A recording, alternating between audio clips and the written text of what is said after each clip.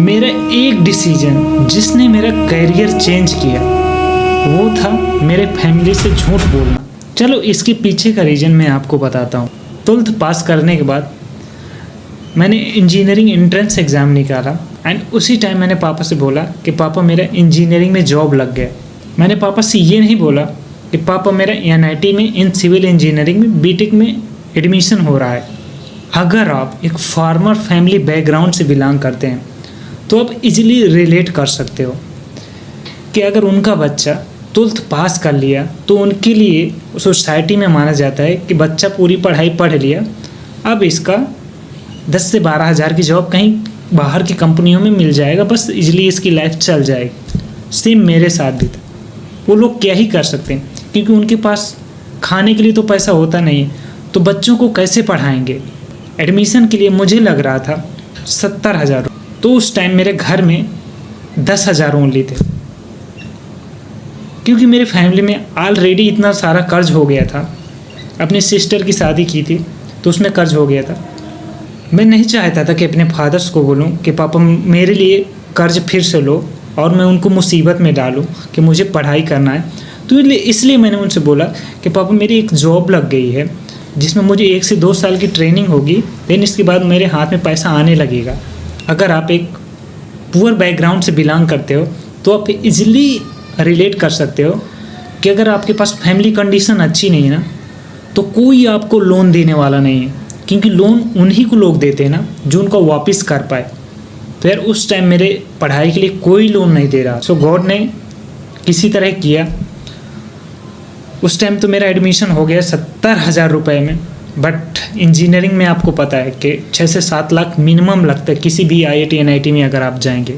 Further next semester exam की या college फ़ी की अब कहाँ से पैसा पाऊँगा। एडमिशन तो हो गया, अब प्रॉब्लम वहाँ से स्टार्ट होती है।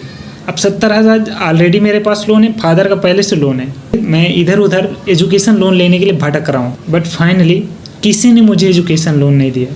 देन लोगों ने सजेस्ट किया कि बैंक जाओ। बैंक भी गया, बट बैंक वालों ने बोला, बैंक मैनेजर ने बोला कि अगर आपके पास गोल्ड या सिल्वर है तो हमारे पास रख दो और अपने बदले में हम आपको एजुकेशन लोन देंगे। तो मैंने बोला सर ये मेरे पास तो नहीं है सब कुछ। तो उन्होंने बोला नहीं मिलने वाला, सॉरी टू से आपको लोन नहीं मिलने वाला। उस दिन बहुत बुरा लगा। और फिर इसके बाद मैं दूसरी बैंक गया SBI, तो उन्होंने बोला कि हम कैसे आप पे बिलीव कर लें कि आप आज इतने अच्छे कॉलेज में हो के भी आपकी जॉब लगेगी। मैंने सोचा ये भी है। सो गाइज किसी बैंक वालों ने मुझे लोन नहीं दिया। दूसरे साइड मेरे फैमिली का प्रेशर ऊपर से आ रहा था कि बेटा जॉब लगी कि नहीं लगी, क्योंकि मैंने उनसे तो झूठ बोला था कि मैं ट्रेनिंग के लिए जा रहा हूँ। तो सालों साल यार मैंने प्रॉमिस किया कि घर नहीं जाऊँगा, तो सालों साल सारे लोग मस्ती कर रहे हैं, घर जा रहे हैं छुट्टियों में, और मैं वहाँ पे ओनली इंजीनियरिंग में अकेला बंदा था। तो सालों साल रगड़ के अपनी इंजीनियरिंग की पढ़ाई कर रहा था, क्योंकि मेरे अंदर इतना लोड था कि मेरी अगर कॉलेज में जॉब नहीं लगी तो मेरा क्या हाल होगा, मेरा इतना कर्ज या लोड कौन भरेगा। तो वो वाला फेज़ यार मेरे को बहुत कुछ इंजीनियरिंग में सिखाया। वही वाला फेज़ मेरे को इंजीनियरिंग में लोगों से आगे निकाला।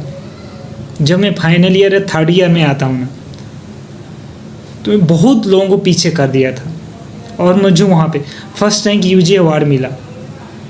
उसी टाइम मेरा गेट भी क्रैक हो गया था, मुझे IIT रूरकी से ऑफर लेटर एंड मेरा highest package in my department में लगता है।